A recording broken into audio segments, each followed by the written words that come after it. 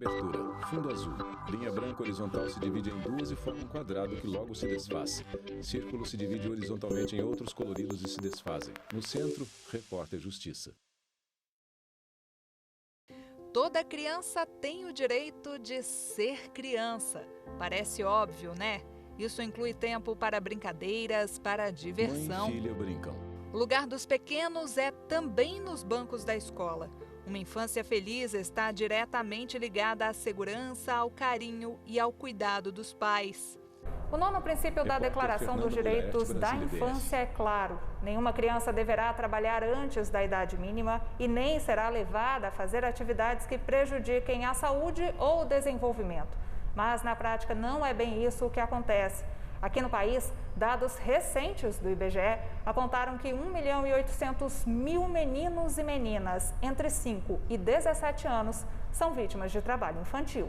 O número é menor que o registrado em 2016, quando 2.100.000 pessoas estavam nesta situação. Ainda assim, pelo menos 1.300.000 brasileirinhos estão hoje em funções consideradas críticas.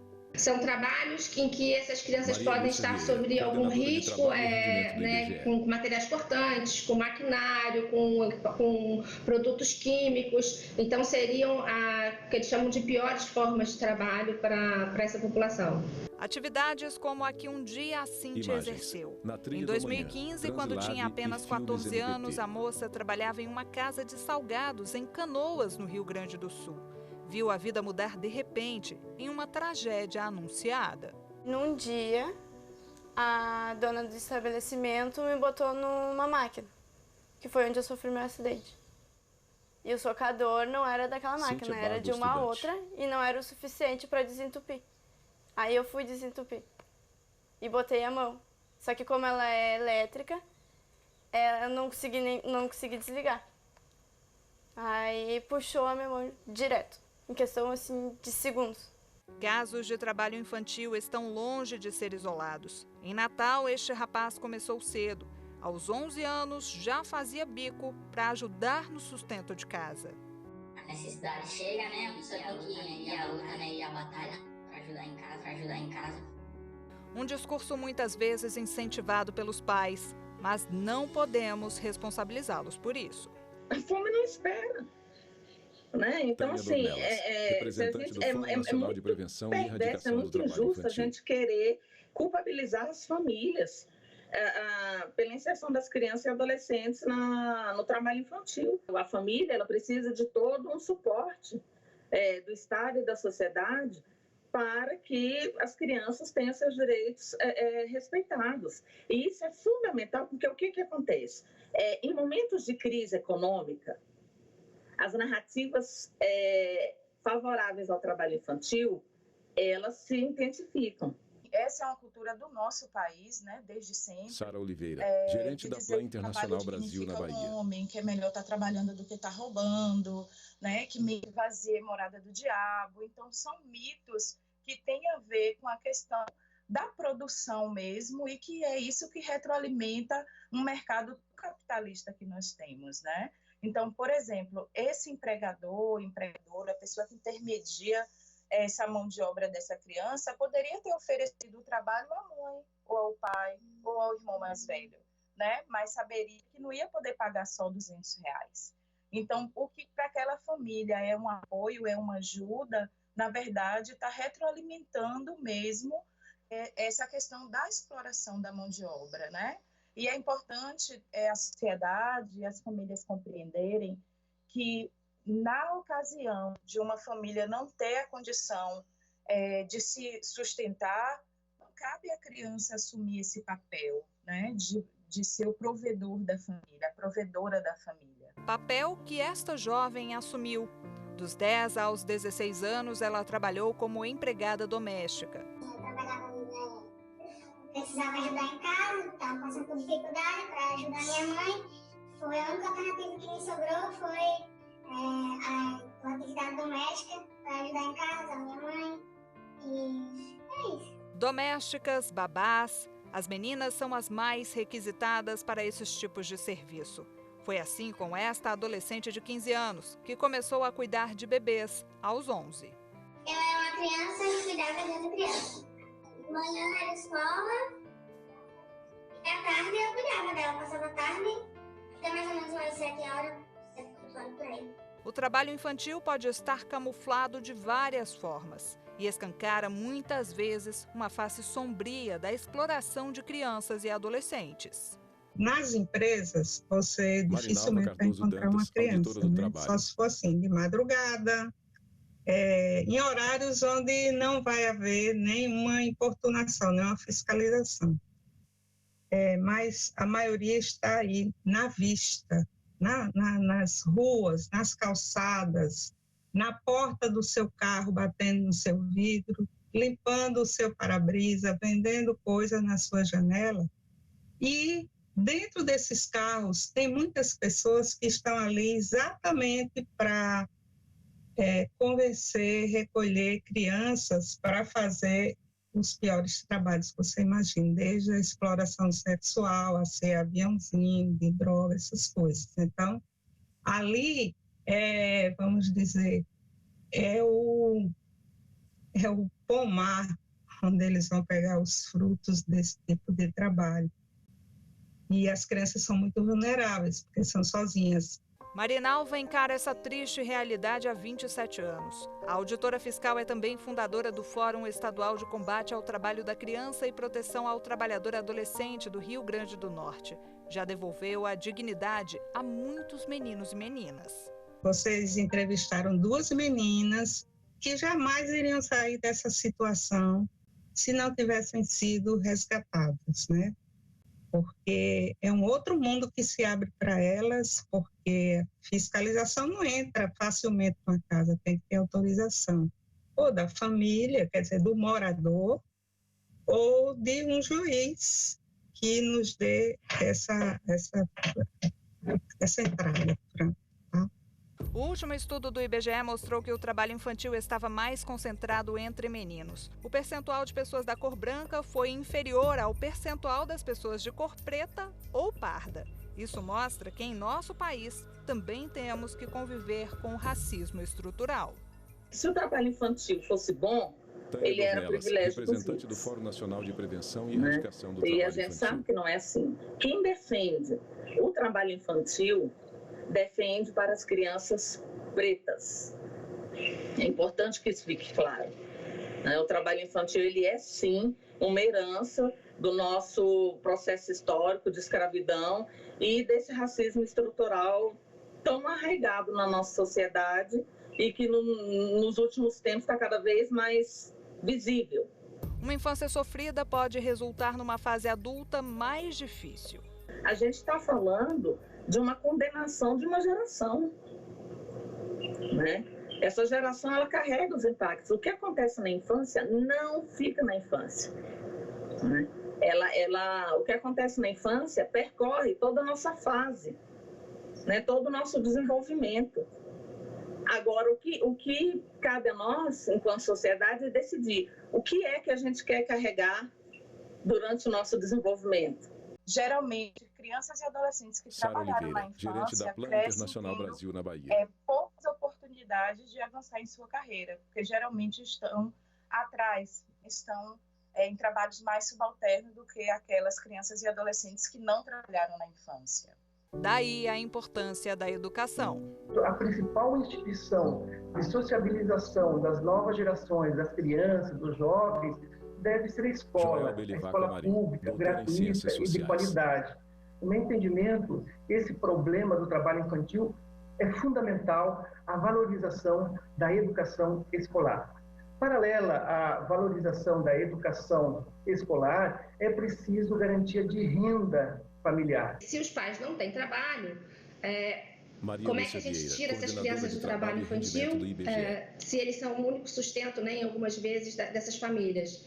Então, esses pais eles nem enxergam essa questão do trabalho infantil como algo ruim para a criança ou como algo proibido, né? Especialmente aqueles que ajudam os pais. Atualmente, o artigo 60 do Estatuto da Criança e do Adolescente proíbe qualquer trabalho a menores de 14 anos, salvo na condição de aprendiz. Quando era pequeno, Antônio não teve esse amparo porque a legislação não existia. Quinto filho de 8 irmãos, ele já trabalhava no sertão cearense. Eu já trabalhava... Antônio de Oliveira Lima, procurador do trabalho. Feijão, milho, adubar a terra para plantar mandioca. E aí, com 9 anos, já começo a trabalhar também no trato das plantações, limpando o mato do feijão, do milho, da mandioca, da agricultura de subsistência que a gente plantava. Foi assim até os 13. Nessa fase, o pai chegou a pedir para que ele abandonasse a escola. Ele estava preocupado com mais um ano de seca, de poucas chuvas que estava se anunciando, uma coisa muito comum no Nordeste. Mas aí ele disse, olha, esse ano está muito difícil, não tem dinheiro para comprar material, é um ano que se preanuncia mais uma seca, então a gente vai precisar trabalhar. Como vocês estudam de manhã e o maior tempo do trabalho da agricultura é mais cedo, por causa do sol, a gente vai, esse ano vocês vão me ajudar na roça e no próximo ano, se for melhorando, vocês retornam. Mas aí eu não fui para a aula no primeiro dia, e aí no segundo dia minha professora foi lá em casa conversar com meu pai, saber por que eu não tinha ido para a aula. Aí ele contou a situação, aí ela disse, não, é o seguinte, faça isso, você aí, vá lá na mercearia, converse lá, compre fiado, põe o seu pago, mas não deixe seu filho deixar de ir para a aula, não. Graças à intervenção da professora, Antônio não parou mais de estudar. Fez faculdade e hoje é procurador do trabalho. Eu era para ser a regra e não a exceção. Se eu sou exceção, é porque quem não conseguiu ficar nessa exceção não teve direitos assegurados. Então, é uma prova, é uma evidência, de que o trabalho infantil traz prejuízos. E aí, eu, por exemplo, não posso pegar o meu caso, que é uma exceção, como se ele fosse a regra. Antônio criou o PETECA, Programa de Educação contra a Exploração do Trabalho da Criança e do Adolescente. Sabe que é quase impossível cumprir a meta da ONU de erradicar todas as formas de trabalho infantil até 2025, mas é implacável na missão. Menino em praia. Imagens. O pescador de sonhos, projeto PETECA. Que lugar lindo! Seria um paraíso se não fosse por um detalhe. Acorda, rapaz, vamos embora trabalhar. Com as mãos, pai chama menino para entrar em jangada. Ele vem com caixa que contém materiais de pesca. O pai e mais 2 ajudantes puxam jangada para o mar. Com campanhas como esta, a equipe de Antônio explica didaticamente a importância do combate ao trabalho de crianças e adolescentes. Um assunto que vai lhe interessar bastante. Levanta e presta atenção. Sala de aula. Então, meus alunos, depois de tudo que estudamos sobre o PETECA, vocês entenderam sobre o programa? Sim, professora, entendemos. Fim de aula. Alunos saem da sala. Tchau, até amanhã. Tchau. Tchau. Professora, eu preciso da sua ajuda. Aluno mostra mãos sujas e calejadas para a professora. A conscientização também vem pelo teatro. A bela infância e a fera do trabalho infantil.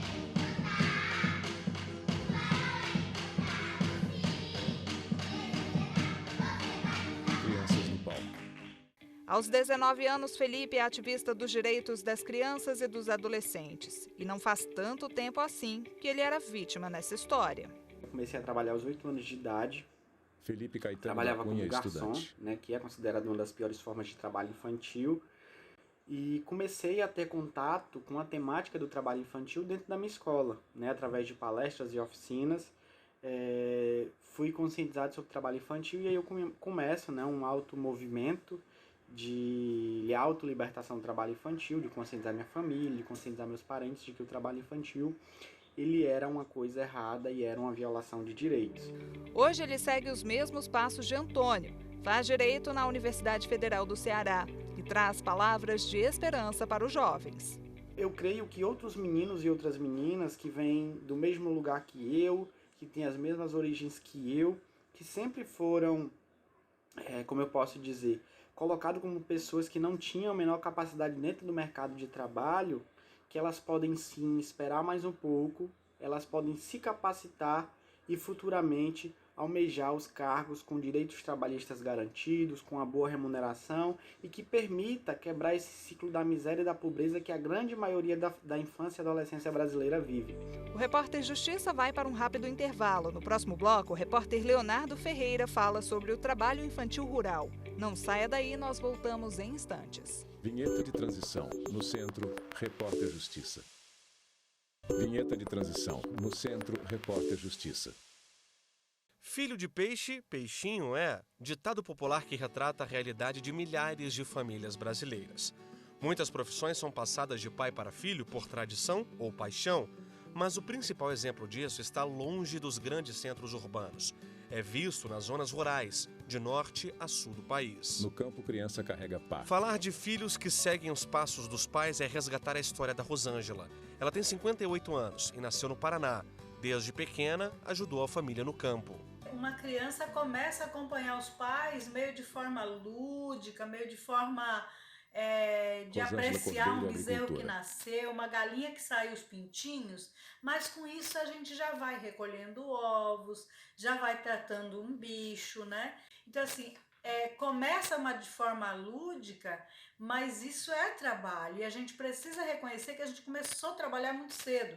Aos 5 anos, Rosângela recolhia lenha. Aos 8, pegava na enxada para capinar. Ainda criança, a família foi explorar terras paraguaias e com a mudança para o país vizinho, a mão que segurava livros passou a mexer só com a terra. Ela interrompeu os estudos. Seguiu trabalhando e de volta ao Brasil só conseguiu completar o ensino médio na fase adulta. Rosângela casou e é mãe de 4 filhas que tiveram outro destino. Todas fizeram faculdade e atuam em áreas diferentes. Como nunca é tarde para adquirir conhecimento, Rosângela voltou para a sala de aula. Agora falta pouco para ela se formar em Direito. O estudo é fundamental para o crescimento da pessoa, da unidade de produção, mas também, com certeza, pensar num desenvolvimento de país. A base é a educação, com certeza. Histórias que se cruzam. Larissa também começou a trabalhar pequena, em São Luís do Curu, no interior do Ceará. Plantava feijão, milho e leguminosas. Apesar da rotina puxada, não abandonou a escola. Hoje, aos 22 anos, é cuidadora de idosos. Minha mãe sempre me incentivou Larissa Andrade, nos estudos, cuidadora de idosos. Um sonho de ver a gente formado, eu e meu irmão. E por isso ela sempre incentivou. Acho também que por nunca ter a oportunidade de estudar. O trabalho infantil rural muitas vezes tira a oportunidade de um futuro melhor. Não bastasse a jornada pesada, muitas crianças lidam com produtos tóxicos em lavouras, correndo o risco de ser contaminadas. Há pouco mais de uma década, as autoridades passaram a olhar com mais cuidado para esse problema social. O Decreto 6.481, por exemplo, estabelece a lista das piores formas de trabalho infantil. Com esse decreto, várias Joel atividades Marim, doutor em Ciências pela Sociais. agricultura familiar foram categorizadas também como trabalho infantil. Então, nessa última década, o que a gente viu que as unidades de produção familiar se tornaram as principais exploradoras do trabalho infantil. E isso partindo de uma perspectiva legal. O decreto protege crianças e adolescentes do trabalho exaustivo, mas o outro lado da moeda, no caso os pais das crianças, pensa diferente. A família entende que isso não é um trabalho infantil, mas que isso faz parte do processo de formação, de educação, de socialização das novas gerações e também como forma de transmitir valores morais, a disciplinarização do corpo para o trabalho. Então, são visões que são diferenciadas, e que entram em confronto. Esta advogada explica que o artigo 227 da Constituição Federal estabelece uma série de direitos e garantias fundamentais para assegurar à criança e ao adolescente uma vida digna, com acesso à saúde, à educação, à profissionalização e à liberdade. A lista de direitos fundamentais Cibele não é uma Fernandes lista Dias, advogada. exaustiva, é uma lista exemplificativa, que admite uma extensão por meio de uma construção jurisprudencial que reconhece direitos e garantias decorrentes dos princípios constitucionais. No ano passado, o Superior Tribunal de Justiça decidiu que o tempo de trabalho rural infantil pode ser contabilizado para efeitos previdenciários sem idade mínima. Os ministros tiveram esse entendimento depois que um homem que começou a trabalhar na zona rural aos 11 anos solicitou à Justiça que o período trabalhado antes dos 14 anos pudesse ser somado ao tempo de serviço para aposentadoria. Negar esse direito à proteção previdenciária da criança que trabalha seria negar todo o sentido de uma Constituição cidadã, de uma Constituição que garante os direitos fundamentais. O trabalho na infância pode ser combatido de várias formas e tem muita gente ajudando nesse enfrentamento. Você vai conhecer agora o projeto G10 Favelas, um bloco de líderes e empreendedores que atua diretamente nas periferias para incentivar o desenvolvimento econômico e fortalecer o protagonismo das comunidades. Na pandemia do novo coronavírus, várias ações voltadas à cultura e à captação de recursos foram criadas. As crianças estão na rua por falta de uma escola segura, então nós decidimos criar formas para que a população pudesse passar por esse processo de pandemia de uma maneira mais leve, de uma maneira aproveitando um pouco os equipamentos culturais e dos serviços, usando, óbvio, com proteção. Então, por isso, nós decidimos criar um conjunto de exposições para mostrar também o Brasil, mostrar os heróis nacionais, para mostrar o Brasil, a força e o poder, para que a população possa se inspirar e poder continuar essa luta. E aí nós acreditamos que a cultura pode ser uma ferramenta de transformação, de cultura e de superação do Covid-19. O grupo está presente em 10 comunidades, em quase todas as regiões brasileiras. Só no ano passado, 1.500.000 marmitas foram distribuídas. Isso fora máscaras de proteção, kits de higiene, cestas básicas e 10.000 cartões com créditos para uso no comércio local. As crianças ficando em casa sem um lazer, sem um projeto para aprendizagem, né?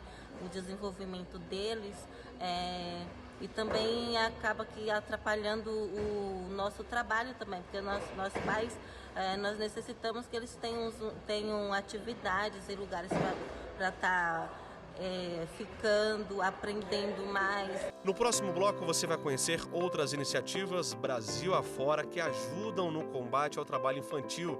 A gente te conta tudo já já. Vinheta de transição no Centro Repórter Justiça. Vinheta de transição no Centro Repórter Justiça. O Repórter Justiça foi até o norte do país para mostrar o projeto Trabalho Infantil Diga Não. Soraya é professora da rede municipal na zona sul de Manaus e conta que tudo começou há 7 anos, quando um aluno, dormindo nos fundos da sala de aula, acendeu a luz de alerta. Nós descobrimos que o adolescente ele auxiliava o seu pai na madrugada numa padaria, fornecimento dos pães. E isso aí foi um fator de preocupação, porque o aluno ele não conseguia desenvolver o processo de ensino-aprendizagem. O cansaço, o estresse dessa luta diária fazia com que o aluno não conseguisse produzir o conhecimento. Soraya conversou com os pais do menino, explicou que o trabalho atrapalhava o aprendizado na infância. Conseguimos sensibilizar a família quanto à mudança de atitude. E essa vontade de transformar a vida dessa criança foi o fator primordial para iniciar o projeto. O diálogo corpo a corpo com os pais fez com que muitos aprendessem a lição. Eu não sabia o quanto era prejudicial à saúde das nossas crianças. As crianças que se expõem a esse tipo de trabalho podem ser prejudicadas tanto fisicamente como psicologicamente. Gleiciane é mãe da Sara, de 11 anos, que tem a resposta na ponta da língua quando o assunto é trabalho infantil. Mesmo ela trabalhando, quando chega numa escola, ela fica tão exausta, cansada, perde toda a força e ela não aprende nada. E com isso, eu também aprendi que a educação é fundamental à minha vida. A experiência de Soraya foi essencial na criação de um guia para que professores aprendessem a lidar com o tema. O projeto Criança Livre de Trabalho Infantil é da Associação Cidade Escola Aprendiz, organização social de São Paulo. Nós acreditamos que a única alternativa para o desenvolvimento saudável de uma criança é a escola, é o convívio familiar e comunitário, é o lazer. É assim que a criança se desenvolve de uma maneira plena. O guia dá dicas importantes sobre como identificar crianças que assumem uma jornada longe dos bancos da escola. O professor em sala de aula ele tem a capacidade de identificar sinais do cotidiano, como cansaço, quando a criança começa a dormir em sala de aula, ou em frequência escolar, quando a criança começa a faltar muito. Proteger crianças e adolescentes é um dever de todos. O que não dá é para fechar os olhos ou enxergar com naturalidade uma criança submetida ao trabalho, sendo que ela deveria estar estudando ou brincando. Aliás, o direito de brincar é reconhecido internacionalmente desde 1959, na Declaração Universal dos Direitos da Criança. É muito importante que a sociedade passe a se comover de maneira diferente sobre o trabalho infantil, né? No sentido da denúncia, de saber o que fazer, se ver, de chamar os órgãos da prefeitura que não vão criminalizar, mas vão cadastrar aquela criança, aquela família em algum programa e entender que aquele dinheiro ali que você compra naquela hora não vai mudar a vida dessa criança nem desse adolescente de maneira nenhuma. Se eu não vejo na criança uma criança, é porque alguém já a violentou antes. E o que eu vejo é o que restou de tudo que lhe foi tirado. A frase é de Betinho, sociólogo e ativista dos direitos humanos. E essa é a Ana Calisto, escritora e fundadora do projeto social Os 5 Passos. Os 5 passos, portanto, são pensar para dizer, dizer para ser ouvido, ouvir para desenvolver, participar para transformar e transformar para crescer. Ela tem apenas 20 anos e já escreveu 5 livros e uma cartilha de combate ao trabalho infantil. De forma lúdica, a autora mostra a diferença entre a exploração das crianças e as tarefas e responsabilidades em casa, por exemplo. A leitura incentiva a denúncia e fala sobre o papel do Estatuto da Criança e do Adolescente. O papo aqui é de criança para criança. Sabe o que faz bem de verdade? Poder acordar todo dia e ser criança. Brincar do que quiser, dormir um tempão, comer bem, correr na grama, ir para a escola, fazer amizades. Ter direitos também é ser criança. Lutar contra o trabalho infantil também é ser criança do nosso jeitinho. Também conversamos com Nicolas, pesquisador e consultor do projeto Canicas. Estudos apontam que São Paulo é a cidade brasileira mais propícia para casos de trabalho infantil na indústria têxtil. Isso se deve ao fato do estado ser um polo econômico com grande fluxo migratório e a maior cadeia produtiva do segmento.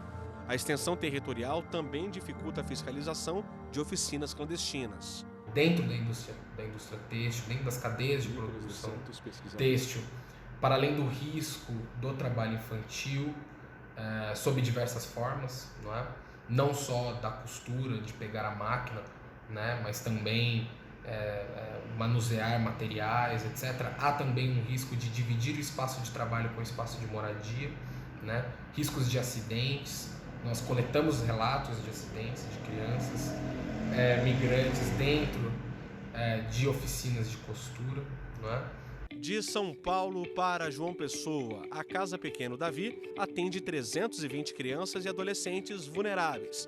Eles têm acompanhamento escolar, aulas de música, dança, inclusão digital e leitura. O trabalho infantil é uma das temáticas que a Casa Pequeno Davi vem trabalhando já há mais de 15 anos. E nessas atividades, a temática do trabalho infantil está presente, porque, infelizmente, o trabalho infantil ainda é uma realidade no nosso país. A instituição revela ainda talentos como o Eduardo, que hoje é bailarino, formado pela Escola de Teatro Bolshoi do Brasil. Eu digo que se não fosse o Pequeno Davi, eu nem sei o que eu estaria fazendo hoje, porque o Pequeno Davi que abriu minha cabeça e que me deu oportunidades e que acreditou em mim, que falou, vai que você consegue, sempre me impulsionou. E eu sou muito grato por tudo, por todas as pessoas da Casa Pequeno Davi, todos os funcionários, todas as pessoas que têm um carinho enorme por mim, eu tenho um carinho enorme por todos.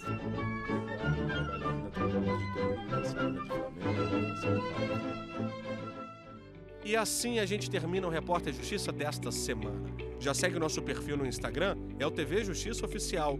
No YouTube, o canal é o mesmo. Se quiser entrar em contato com nossa produção, o e-mail é reporterjustiça@stf.jus.br. Até a próxima.